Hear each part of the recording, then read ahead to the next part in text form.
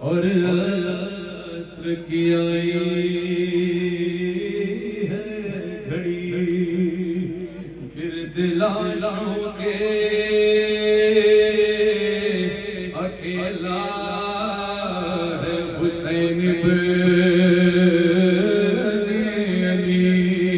अरे घेर लो मारो इसे, शोर है लश्कर ही। अरे देखो जख्मी हो अम्मा, अम्मा देखो ये मेरे कद की तैयार।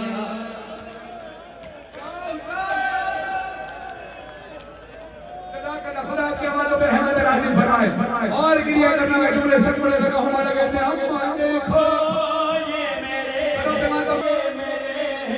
कद की तैयारी है। से भी मारे जाते हैं, तीर करीब से भी मारे जाते हैं, दूर से तीर मारे जाते हैं तो जिस्म छल्ली हो जाता है। हुसैन वो मजलूम है जिसको करीब से भी तीर मारे गए, जिसको करीब से तीर लगे उसकी हालत देखो। मौला कहते हैं अम्मा तूने मुझे कभी कोई तकलीफ नहीं होने दी, माँ तूने कभी मुझे कोई कंकर कोई कांटा भी चुभने नहीं दिया। देख करबला में हुसैन की हालत, मौला फरमाते हैं अम्मा मेरा ये बदन छलनी हुआ कुछ ऐसे। मेरी तरफ देखना। मौला कहते हैं तीर सीने पे लगे पुश्त से बाहर, तीर सीने पे लगे पुश्त से बाहर निकले। एक नेज़ा है हुआ पार जो पहलू से मेरे, हरे हरे दर्द उठता है हर की टूटी हुई पसली से। मैंने अभी करबला में मौलाना बिलाल कादरी साहब से मजलिस में ये रिवायत सुनी, कहते हैं हुसैन पर कौन सा ऐसा जुल्म है जो नहीं किया।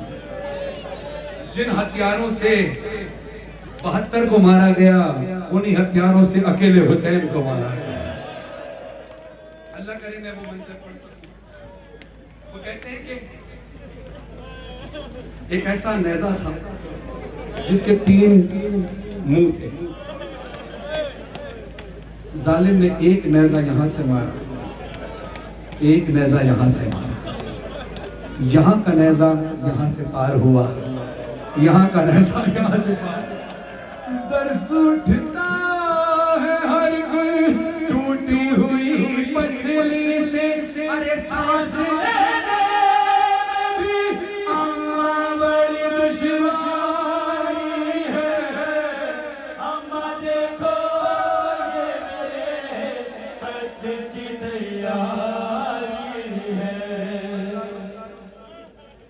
मैं मिंबर हुसैन की कसम खाकर कह रहा हूं, मौलाना तशरीफ फरमाए, मौलाना से आपसे कुरान रखकर पूछिए क्या हम मौला के मसाइब पूरे पढ़ सकते हैं?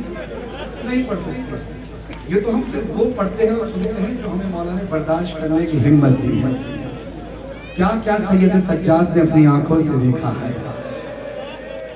इस आलिम दीन से किसी ने पूछा कैसे हो सकता है कि सैयद सज्जाद खून के आंसू रोएं। वो बड़े आरिफ थे आलिम दीन, उन्होंने कहा 1 मिनट ठहर। उन्होंने अपनी आंखों पर ऐसे कपड़ा रखा, कपड़ा हटाया तो खून के कुछ कतरे थे। उन्होंने कहा कि ये तो मैंने सुनकर जब मेरी ये हालत है तो सोचो सैयद सज्जाद ने वो सारा मंजर अपनी आंखों से देखा। एक बात हमेशा याद रखें, हमारे गमों का मदावा है, हमारे गमों में हमें जो सब्र मिलता है वो मौला हुसैन के गम से मिलता है, क्योंकि हुसैन से बड़ा गम किसी का नहीं।